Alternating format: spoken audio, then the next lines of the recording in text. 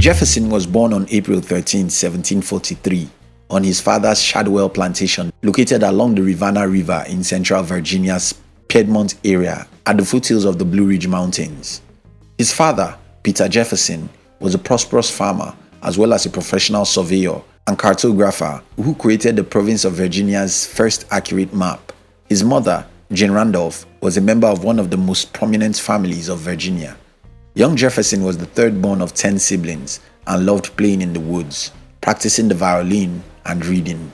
At age 9, he began his formal education, studying Latin and Greek at a local private school run by the Reverend William Douglas. In 1757, Jefferson lost his father at just 14 years old and inherited approximately 5,000 acres of land, including Monticello, which he assumed full responsibility for at age 21. That same year, he took up further study of the classical languages as well as literature and mathematics with the Reverend James Murray. At age 16, Thomas Jefferson entered William and Mary College in Williamsburg, Virginia, where he studied mathematics, metaphysics, and philosophy under Professor William Small. Professor Small introduced Jefferson to George White and Francis Fokker, along with other British empiricists. Small, White, and Fokker recognized Jefferson as a man of exceptional skill and included him in their inner circle, where they discussed politics and philosophy. Upon graduation, the future president undertook legal studies from 1762 to 1767 under George White, who also taught two of the most influential figures in American history, John Marshall and Henry Clay. Under White's tutelage, Thomas emerged as perhaps the nation's best-read lawyer upon his admission to the Virginia bar in April 1767. For Thomas, the study of law, as directed by White, was more than just a means of earning a living. Jefferson met and fell in love with 23-year-old Martha Wales Skelton during his years as a young lawyer, a wealthy widow and daughter of a prominent Virginia lawyer and landowner. Martha's first husband and infant son had died 2 years earlier. On January 1, 1772, Martha and Thomas married and moved to Monticello, where they eventually had 6 children. Only their 2 daughters, Martha and Mary, survived to adulthood.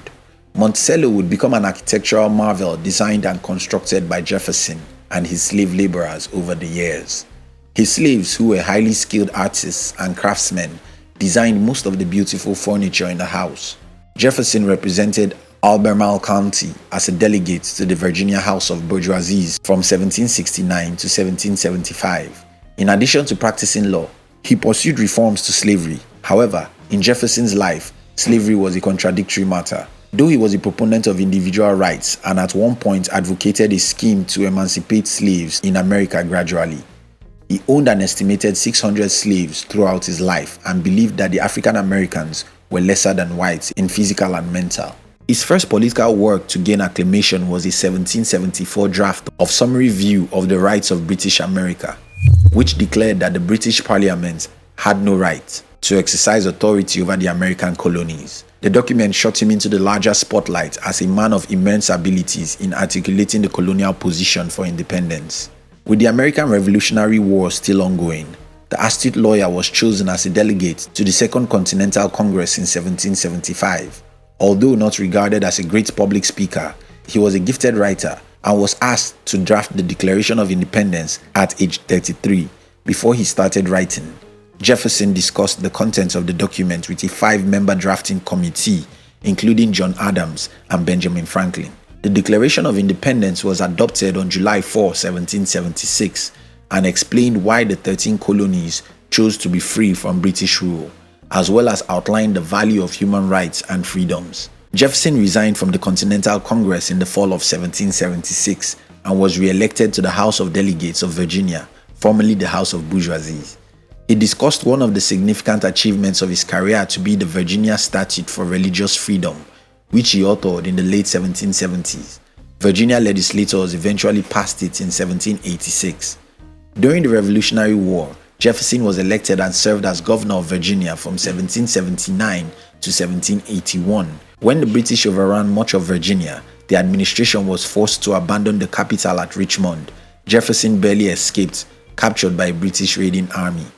Jefferson retired to Monticello, embarrassed, depressed, and genuinely concerned for his wife's health. Martha Wales Skelton Jefferson died while giving birth to her sixth child on November 6, 1782. Completely shattered, Jefferson threw himself into his solitary world of writing, penning his book, Notes on the State of Virginia. The lawyer cum writer defended his proposals for freedom of religion and universal education in his book, while promoting a broad distribution of property as the only way to ensure a free and independent nation. Virginia sent Jefferson to the Congress of the Confederation in 1783 as its delegate, where he worked to create the decimal system as the standard of measurement for the country. More specifically, in 1784, under congressional jurisdiction, Jefferson drafted an ordinance allowing for the temporary government of Western Territories. In 1784, Jefferson also helped develop an ordinance for the survey and sale of congressional lands. Although replaced by the 1785 Land Ordinance, Jefferson's ordinance established the basic framework of federal land policy. In 1785, he succeeded Benjamin Franklin as U.S. Minister to France and served for 4 years. Jefferson's commitments in Europe meant he was unable to attend the Philadelphia Constitutional Convention in the summer of 1787. However, he was kept updated of the proceedings for the adoption of a new national constitution and subsequently proposed for the inclusion of a Bill of Rights and presidential term limits. The diplomat enjoyed his years in France, living there with his 2 daughters, Martha, aged 12, and Mary, aged 7, and Sally Hemings. It was during these years also that the relationship between Jefferson and Sally Hemings began. Hemings was his wife's father's daughter and a household slave. It is believed that Jefferson fathered 6 of Hemings' children were the only slaves he freed during his lifetime. Others were sold at his death. On his return to America in the fall of 1789, Jefferson accepted President George Washington's appointment to become the first Secretary of State of the new nation. Jefferson clashed in that post with the U.S. Secretary of Treasury, Alexander Hamilton, on foreign policy and conflicting interpretation of the U.S. Constitution. Jefferson, who supported strong state and local government in the early 1790s, co-founded the Democratic Republican Party in opposition to Hamilton's Federalist Party, which promoted a strong central government with immense power over the economy. Jefferson ran against John Adams in the presidential elections of 1796 and won the second highest number of votes, which made him vice president, according to the law at that time. Due to political differences, Adams was a Federalist. The long friendship between Adams and Jefferson had weakened, and Adams did not consult his vice president on any significant decisions.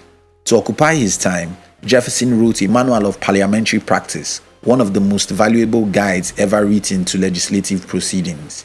He served as president of the American Philosophic Society. The Federalists declined to back Adams in the presidential election of 1800, paving the way for Republican candidates Jefferson and Aaron Burr to tie with 73 electoral votes each for the first place. The House of Representatives chose Jefferson to serve as the 3rd U.S. president after a prolonged and contentious debate with Burr as his vice president. President Thomas Jefferson's accomplishments during his first term in office were numerous, remarkably successful and productive. In keeping with his Republican values, Thomas stripped the presidency of all European royalty trappings, reduced the scale of the armed forces and the bureaucracy of government, and decreased the national debt from $80 million to $57 million in his first 2 years in office. Nonetheless, the most critical accomplishments of President Jefferson as president were both bold declarations of central government authority and, surprisingly, liberal readings of the U.S. Constitution. The Louisiana Purchase was Jefferson's most notable accomplishment as president. In 1803, at a bargain price of $15 million, Thomas bought land extending from the Mississippi River to the Rocky Mountains from cash-strapped Napoleonic France, thereby doubling the nation's size in one move. Also, he planned the incredibly informative Lewis and Clark expedition to explore, chart, and report back on the new American territories. Although Thomas won re-election comfortably, in 1804, his second term in office proved much harder and less successful than his first. He mainly failed in his attempts to impeach the many Federalist judges swept into government by the Judiciary Act of 1801. The war between Napoleonic France and Great Britain, however, posed the most significant challenges of Jefferson's second term. Both Britain and France attempted to prevent American commerce by harassing American shipping. The president, in response, signed the Embargo Act of 1807, which prohibited all trade with Europe. The step wrecked the American economy as exports plummeted from $108 million to $22 million by the time he left office in 1809. The blockade also led to the War of 1812 with Great Britain after Jefferson had left office. Thomas Jefferson handed over to his close friend and successor, James Madison, on March 4, 1809, and returned to Virginia to spend the rest of his days. Jefferson's primary pastime was the endless renovations, remodeling, and enhancement of his home and estate at a high cost. He also devoted his later years to the design and organization of the first secular university in the country, the University of Virginia, on March 7, 1825. One of the most memorable days of Jefferson's life, the University of Virginia opened its doors. Nevertheless, financial woes marred Jefferson's retirement. Jefferson resorted to selling his beloved personal library to the national government to serve as the foundation of the Library of Congress to pay off the enormous debts he accumulated over decades of living beyond his means. On July 4, 1826, the 50th anniversary of the Declaration of Independence, Jefferson died just a few hours before John Adams died in Massachusetts. Thank you very much for watching our videos. We'll appreciate if you subscribe to our channel and share this video with your friends. We love you.